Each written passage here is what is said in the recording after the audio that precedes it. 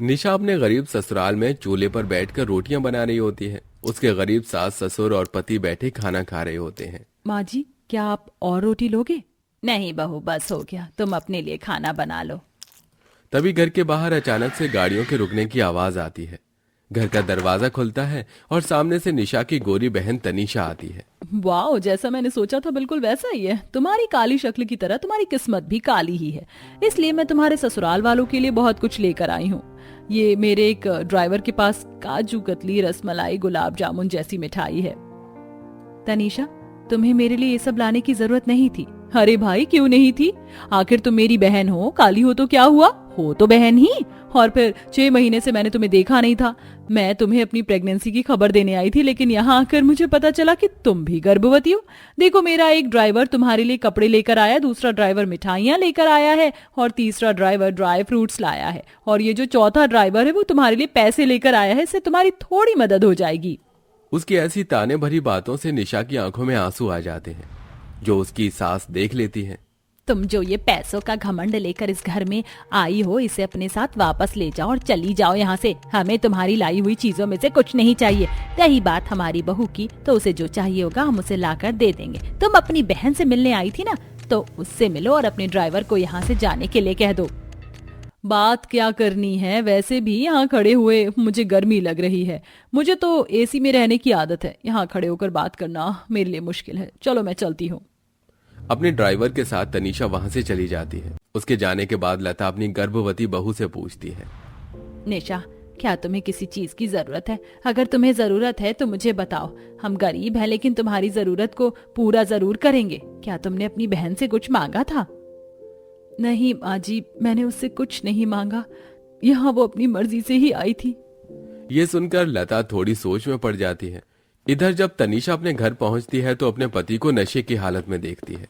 ये क्या विक्रम, तुमने इतनी शराब पी रखी है कि तुमसे खड़ा तक नहीं हुआ जा रहा है। शराब को तो तुमने अपने जीवन का एकमात्र सहारा बना लिया है। तनीषा की बातों को सुनकर विक्रम उसे धक्का देते हुए कहता है, अरे तू कौन होती है मुझे शराब पीने से रोकने वाली? मेरा जितना मन करेगा मैं उतनी शराब पीऊंगा। तुम बहुत अच्छे से जानते हो कि जेठ जी और जेठानी जी की नजर तुम्हारे कारोबार पर है। अगर तुमने अपने कारोबार को संभाला नहीं तो एक दिन वो तुम्हारे कारोबार पर कब्जा कर लेंगे और तुम्हें निकाल देंगे। अरे जा रहा, चले जा, अपने कमरे में जाकर सो जा। मेरे साथ दिमाग खराब करने की जरूरत नहीं है। इतना कहने के बाद भी विक्रम शराब ही पीता है। तनीषा परेशान होकर अपने कमरे में आकर रोते हुए सो जाती है। इतना पैसा होने के बावजूद भी तनीषा अपनी जिंदगी में खुश नहीं थी। उधर उसकी काली बहन निशा गरीब थी, गर्भवती थी, लेकिन फिर भी अपने गरीब ससुराल में खुश थी। देखो कैलाश, अगर हमें घर के हालातों को सुधारना है तो हमें थोड़ी मेहनत करनी होगी और सभी को काम करना पड़ेगा। तुम सही कहती हो, मैं भी काम ढूंढ लेता हूँ कहीं। मिलकर काम करेंगे तो हमारी ये गरीबी जल्दी खत्म हो सकती है। तभी घर पर नंद आती है। माँ, पिताजी, आज मैं बहुत खुश हूँ। आपको पता है मुझे एक बहुत अच्छी कंपनी में नौकरी मिली है। सच बोल रही हो? ये कहकर तो तुमने मेरा दिल खुश कर दिया। मुबारक हो नंद जी, आखिरकार आपको भी नौकरी मिल गई। अब आपके भैया का भी कुछ अच्छा हो जाए। मेरा मालिक तो ऐसा लगता है जैसे मुझे आगे बढ़ने ही नहीं दे रहा। पता नहीं कब दिन बदलेंगे और कब मैं अपनी ही कंपनी का मैनेजर बनूंगा। भगवान ने चाहा तो सब अच्छा ही होगा। मैं सोच रही हूँ कि घर में सिलाई की मशीन रखी है, मैं सारा दिन खाली ही बैठी रहती हूँ, तो मैं कपड़े सिलने का काम ही शुरू कर दूं। अच्छा सुझाव है बहू, इससे तुम पैसे भी कमा लोगी और तुम्हारा मन भी लग जाएगा। इस तरह अब निशा घर में ही सिलाई मशीन रखकर लोगों के कपड़े सिलने का काम शुरू कर देती है। कुछ पैसे कमाकर वो अपनी सास को देती है और उन पैसों में से उसकी सास और ससुर सब्जी बेचने का बाजार में काम करना शुरू करते हैं। धीरे धीरे पूरा परिवार काम करता है। तो उधर गोरी बहन के ससुराल में उसके जेठ और जेठानी उनके खिलाफ साजिश रचने लगते हैं। देखो, तुम्हारा भाई तो अब शराब के नशे में इतना डूब चुका है कि उसे अपनी बीवी का ही होश नहीं है। मैं तो कहती हूँ यही सही मौका है। लेकिन उसकी लोमड़ी जैसी बीवी का क्या होगा? अगर उनको भनक भी लग गई तो हमें जेल की सलाखों के पीछे भिजवा देगी। अरे मेरे पास एक सुझाव है। मैं तो कहती हूँ जब देवर जी को शराब की इतनी लत लगी गई है, उसको शराब में डूबे रहने का ही मौका उठाकर हम सारी प्रॉपर्टी अपने नाम करवा सकते हैं। क्या बात है, तुम तो कुछ ज्यादा ही चालाक होती जा रही हो। इस तरह रूपाली और आजाद विक्रम को धोखा देने का प्लान बनाते हैं और उसके नशे की हालत का फायदा उठाकर कारोबार, जायदाद और महल जैसा घर के कागज पर साइन करवाकर सब कुछ अपने नाम करवा लेते हैं। ऐश और आराम तो बहुत दिन उठा लिए देवरानी जी, अब समय है कुछ अच्छे बुरे दिन देखने का। अच्छे दिन गए, बुरे दिन आ गए। तुम कहना क्या चाहती हो जेठानी जी? कि ये कारोबार, ये घर, ये सब कुछ हमारा है, तुम्हारा कुछ नहीं रहा। अपने नशेड़ी पति को उठाओ और यहाँ से चलती बनो। नहीं, ऐसा नहीं हो सकता, ये झूठ है, ये सब कुछ हमारा है। तनीषा के इतने कहते ही रूपाली उसके मुंह पर हर चीज का प्रूफ फेंक कर मारती है। अगर ये कागजात देखने के बाद भी तुम्हारे दिल को तसल्ली ना हो तो मैं तुम्हें कोर्ट तक भी खींच कर लेकर जा सकती हूँ। तनीषा जब पेपर पढ़ती है तो सब कुछ उसके जेठ और जेठानी का हो चुका होता है। जिस बात का डर था आखिर वही हो चुका था। ना चाहते हुए भी तनीषा को अपना ही घर छोड़कर अपने नशेड़ी पति के साथ घर छोड़कर जाना पड़ता है। अचानक से सब कुछ बदल जाता है। इधर निशा अपने ससुराल वालों के साथ खूब मेहनत करती है। ओह वाह, आखिरकार मेरे अकाउंट में मेरी पहली सैलरी क्रेडिट हो ही गई। पूरे 25,000 रुपए आए हैं, इसमें तो काफी कुछ हो सकता है। उधर निशा को बड़ी बड़ी कंपनी से सिलाई का ऑर्डर मिलता है। सर आप चिंता मत कीजिए, मैं सिलाई बहुत अच्छे से करके दूंगी और आपको कोई शिकायत का मौका नहीं दूंगी।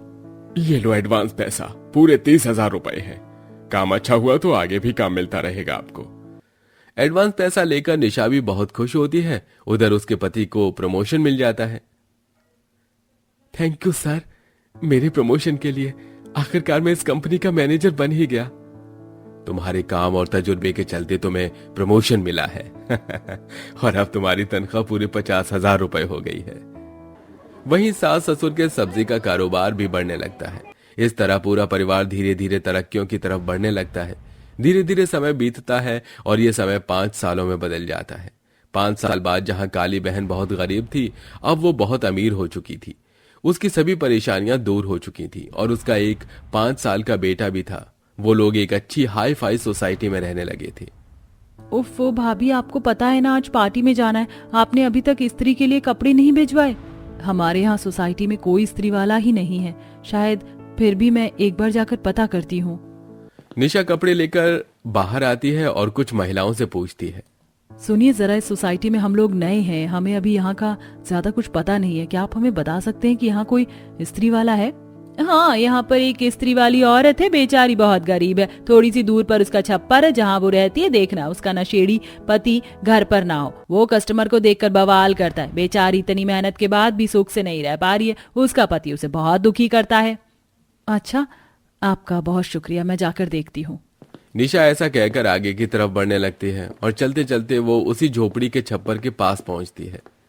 शायद यही है उस औरत का घर जिसके बारे में वो महिलाएं बता रही थी। निशा बाहर से आवाज लगाती है।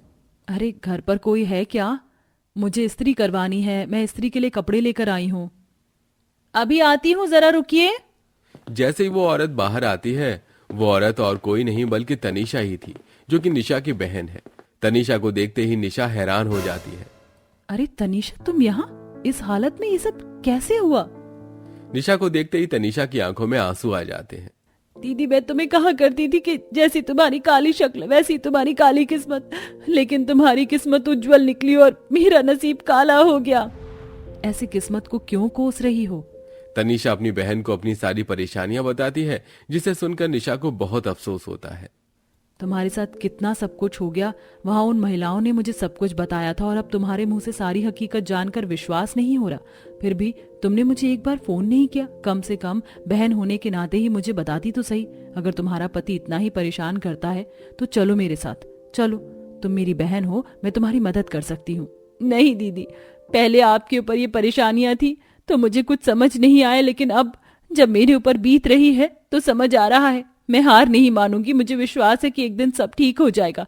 एक दिन मैं अपने पति को संभाल लूंगी। इतने में तनीषा की 5 साल की बेटी आती है, जिसे देख निशा उसे गले से लगा लेती है। ये तुम्हारी बेटी है ना? कितनी प्यारी है। जी दीदी। अच्छा, आप बाहर क्यों खड़ी हो? चलिए अंदर आइए, कम से कम अपनी गरीब बहन के घर एक कप चाय तो पी कर जाइए। निशा की आंखों में आंसू आ जाते हैं। वो अपनी भांजी का हाथ पकड़कर अपनी गरीब बहन के घर के अंदर आती है, जहां वो देखती है कि घर में किसी भी चीज की सुख सुविधा नहीं है। फिर भी तनीषा उसे प्यार से 2 प्याली चाय की पिलाती है। दोनों बहनें प्यार प्रेम से एक दूसरे से बातें करती हैं। आशा है कहानी आपको पसंद आई होगी। वैसे आपकी कितनी बहनें हैं? आप सबसे बड़े हैं या छोटे? कमेंट में बताना ना भूलें।